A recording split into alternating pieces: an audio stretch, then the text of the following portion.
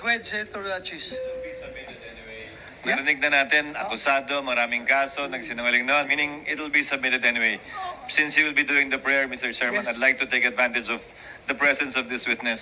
Yes. Tokayo, Attorney Francis, is a pre-operation report and authority to operate that document, is it a controlled document o form lang yun na matatagpuan sa opisina ng PIDEA? That's not a controlled document. Yun yan pong... So form lang yun na matatagpuan sa opisina ng PIDEA, Yes. dadampot ka ng isa kung may gagawin kang, isasubmit kang pre-operation report o authority to operate. Tama po ba? Yes.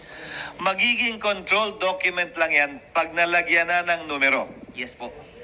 So hanggat wala pang numero yan, hindi pa yan controlled document, therefore hindi pa yan official document, therefore hindi pa siya public document, therefore hindi pa siya kasama sa official records ng PIDEA. Yes po. Magiging official record lang yan, gaya ng sinasabi ni